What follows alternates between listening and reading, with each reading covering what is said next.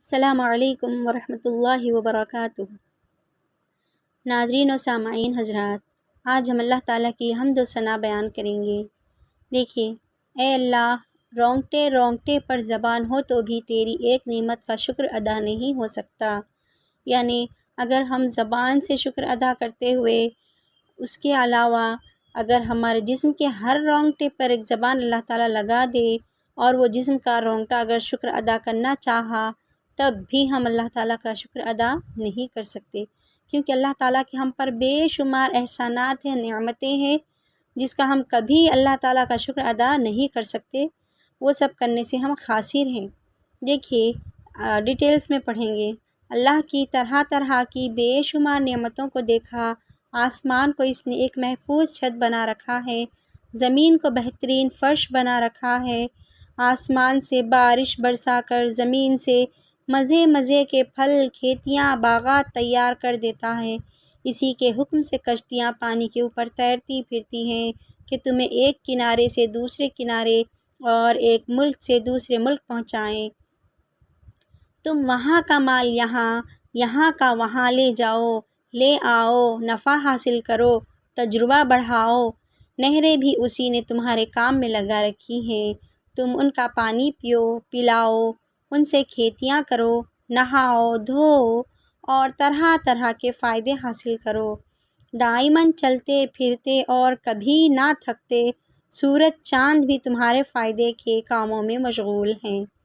مقررہ چال پر مقررہ جگہ پر گردش میں لگے ہوئے ہیں، نہ ان میں ٹکراؤ ہو، نہ آگے پیچھے ہوں۔ دن رات انہی کے آنے جانے سے بے در پہ آتے جاتے رہتے ہیں۔ ستارے اسی کے حکم کے ماتحت ہیں۔ وہ رب العالمین بابرکت ہے، کبھی دنوں کو بڑا کر دیتا ہے تو کبھی راتوں کو بڑھا دیتا ہے۔ ہر چیز اپنے کام میں سر جھکائے مشغول ہے۔ وہ خدا عزیز و غفار ہے، تمہاری ضرورت کی تمام چیزیں اس نے تمہارے لیے مہیا کر دی ہیں۔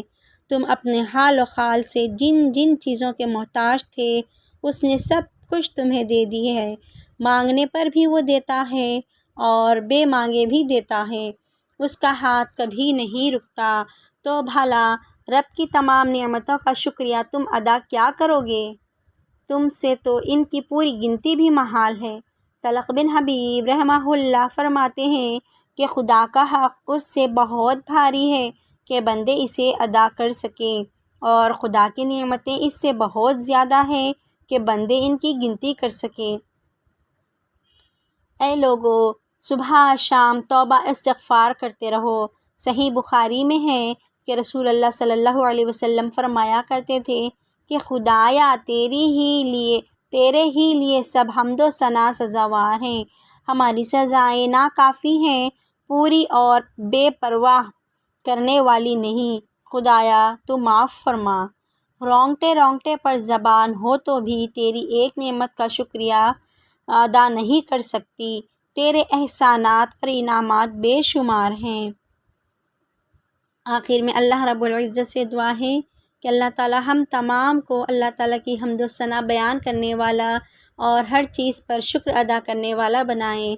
دیکھیے حاضرین و ناظرین، تقدیر چاہے جیسی بھی ہو وہ اللہ تعالیٰ کی طرف سے ہوتی ہے، اور بندے کے نصیب میں جو لکھا ہوتا ہے وہ ہو کر ہی رہتا ہے۔